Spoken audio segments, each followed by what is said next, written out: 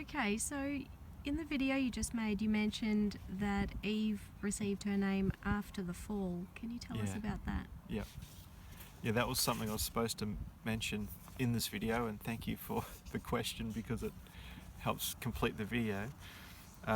Eve was named Eve after all of this had taken place. If you watch the previous video on the fall, after the whole fall situation occurred, after man was separated from God due to the fall, and Adam and Eve, Adam and the woman were kicked out of the garden. Somewhere around that time, it states that Adam named the woman Eve, meaning the mother of all living. And some have suggested that the meaning of that highlights that at that point, woman became an idol in man's heart, i.e. Adam saw Eve as the source of life instead of God. And if we look at that term, at that point, Eve, the mother of all living, where's God in that description? It's seeing Adam as seeing the woman as the source of life instead of God. And that's been a huge, if not a major problem ever since, in that woman has become a huge idol in the world. Not that she's to be blamed for that. In a sense, the buck stopped with Adam. If Adam repented and not eaten of the fruit, we wouldn't be in this mess. But what's happened is, due to that separation from God due to the fall, man's heart has seen woman as the source of life. And a good way of sort of highlighting the evidence of that is if you go into a news agency, who's on the cover of men's magazines? And the answer is women are.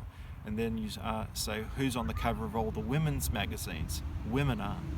And so, in a sense, women can idolize themselves, and they compare themselves against other women, and they're looking through magazines of women and what they're wearing and their makeup and all of this stuff. So there's a real focus on appearance and all of these things. And then men also, women are an idol in the heart of men, and that's been a problem ever since. And that feeds into probably the next video, but I'll mention it here, that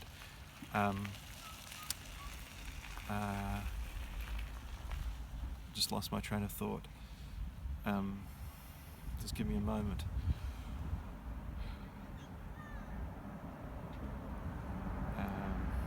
Bugger. Look at the view. Yeah, go through a commercial break, look at the view. Lake Tiano, New Zealand.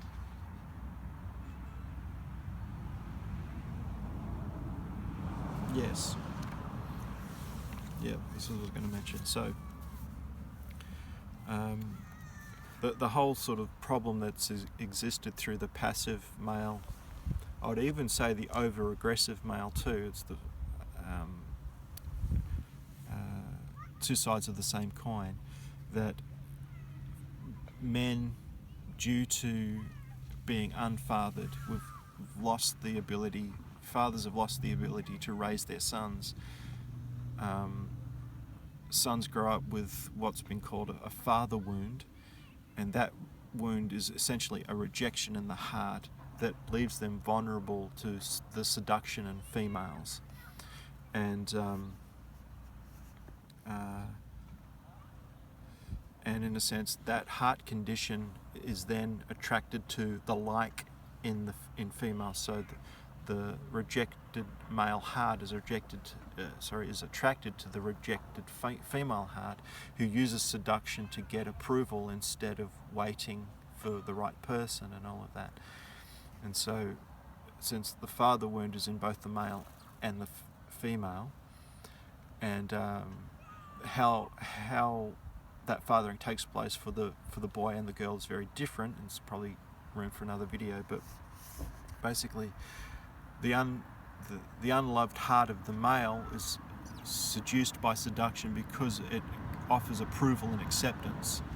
The female sees the desire from the male as approval and acceptance, and doesn't actually see that it's actually coming out of a brokenness, out of a weakness. And so you've just got this false unity, if you like, that takes place, that sort of draws the couple together, and then all the problems that come out of that when they realize that they're wanting, each heart is wanting something from the other. In a sense, we've got rejection in this heart who's wanting approval from over here. The other person's also looking for approval, and so both are rejected, looking for approval. And in a sense, while both are able to give that approval, we've got happy families and everything goes well. But then when one eventually someone's going to feel rejected, and this could happen on a daily basis, or it could happen, every once in a while. But when that rejection is triggered, that root issue is triggered, we've got all of these other problems that can come out of that. And so one point I wanted to make was, often the passive male is seen as having this issue of being under woman and under seduction. But I think overly aggressive, dominating, controlling males also have that same wounding. They just operate from a different place. They cover it with, in a sense, also overactivity and aggression and dominance, and that masquerades as strength and knowing themselves and all of that. Whereas I'd argue that is evidence that they don't know themselves, that they're insecure, and that they need to be dominant and controlling to feel secure. And unfortunately, women are also drawn to that. And so they think that that's security. In one sense it is, because an aggressive, dominating, controlling male will bring in resources, but then their heart is hurting because they're also wanting that same male to be sensitive and caring and all of that, and which they're unable to be, because to do that would require them to be in touch with their heart, which is carrying rejection that they don't want you to see. And so we've got a mess. So I actually really feel for females in this situation, because they're either dealing with rejection most of the time in the male, and when it's passive, they want to take control and feel the need, or it enacts that control part of them to gain that sense of security, which is understandable and creates a whole different dynamic. Or they're with an overly active, dominant, controlling male, which promises them security, and it does in one way, but then leaves their heart broken and wounded because the male doesn't have the sensitivity needed to take care of the heart that they win. So women often have it tough in both situations, and it's really a mess. And in the next video I'm going to make on unity and what it looks like, what it can look like. I'll cover unity in another video, which will sort of speak to how to deal with the mess of the fall in our own marriages, in our own lives, so that we can walk more in, you could almost say, pre-fall, in a pre-fall state. Not perfectly, but progressively more and more as we navigate the world that we live in today. So thanks again for watching, and I'll see you in another video.